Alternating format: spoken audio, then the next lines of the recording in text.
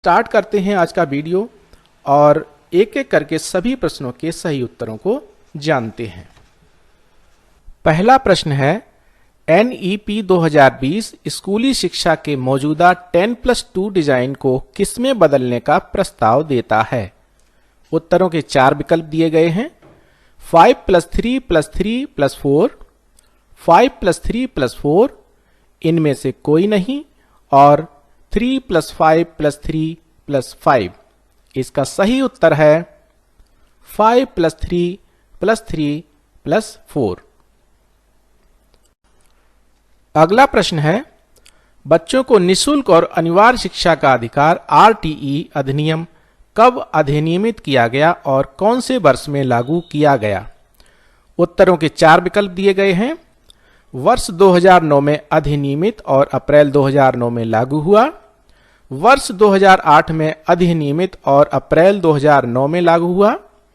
वर्ष 2009 में अधिनियमित किया गया और अप्रैल 2010 से लागू हुआ, और वर्ष 2008 में अधिनियमित और अप्रैल 2009 में लागू हुआ। इसका सही उत्तर है वर्ष 2009 में अधिनियमित किया गया और अप्रैल 2010 से लागू हुआ। अगला प्रश्न है, राम दृष्टिबाधित छात्र है, निम्नलिखित में से कौन सा उसके लिए अभिविन्यास और गतिशीलता प्रशिक्षण के लिए सबसे उपयोगी होगा। उत्तरों के 4 विकल्प दिए गए हैं। ऑडियो क्लिप्स, नोटबंदी के लिए स्लेट और स्टाइलस, स्कूल भवन के स्पर्श नक्शे, और सीखने की गतिविधि का मौखिक विवरण। इस प्रश्न का सही उत्तर है स्कूल भवन के स्पर्श नक्शे। अगला प्रश्न है, निम्नलिखित में से कौन सा कथन पाठ्यक्रम के लिए मान्य नहीं है। उत्तरों के 4 विकल्प दिए गए हैं। यह राष्ट्रीय पाठ्यचर्या की रूपरेखा से विकसित होता है। यह स्कूलों में शिक्षा के उद्देश्यों को लागू करने के लिए डिजाइन की गई नियोजित गतिविधियों का एक समूह है।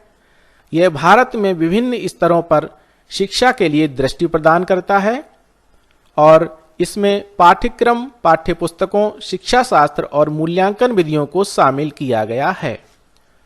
इसका सही उत्तर है यह भारत में विभिन्न स्तरों पर शिक्षा के लिए दृष्टि प्रदान करता है।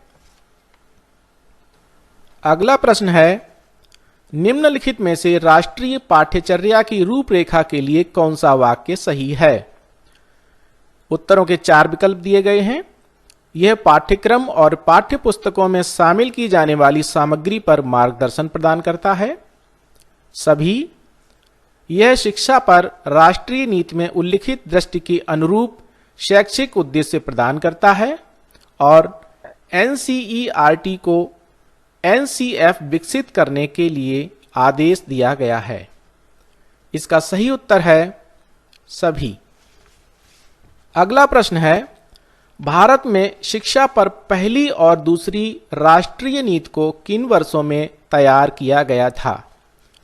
उत्तरों के 4 विकल्प दिए गए हैं।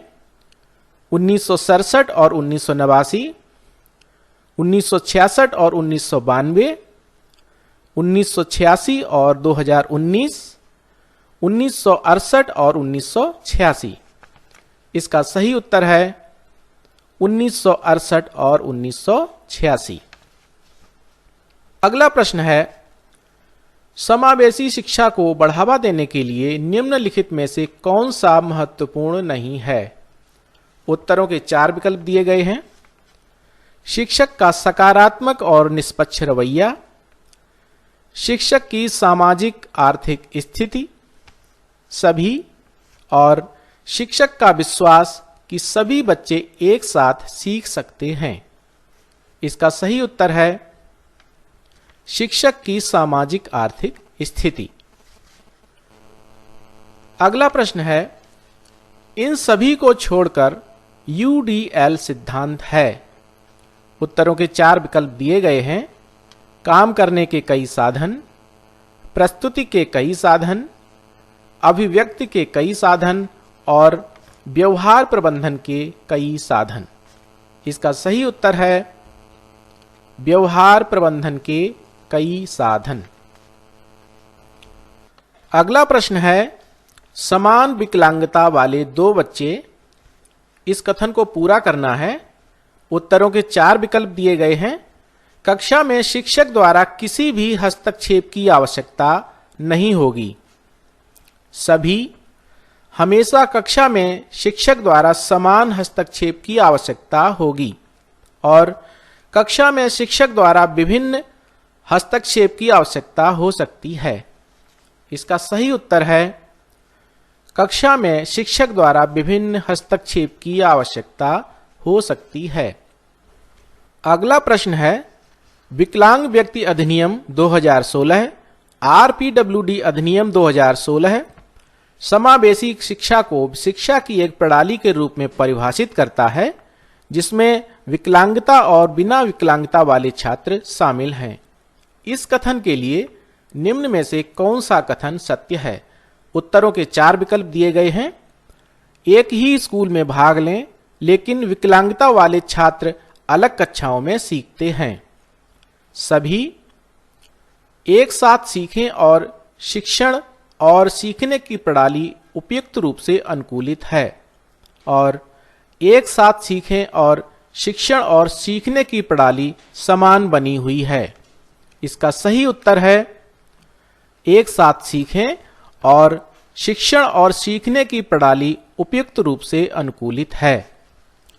साथियों, ये थे सभी प्रश्नों के सही उत्तर। यदि यह वीडियो आपको उपयोगी लगा हो तो इसे लाइक कर दीजिए और अपने मित्रों में शेयर कर दीजिए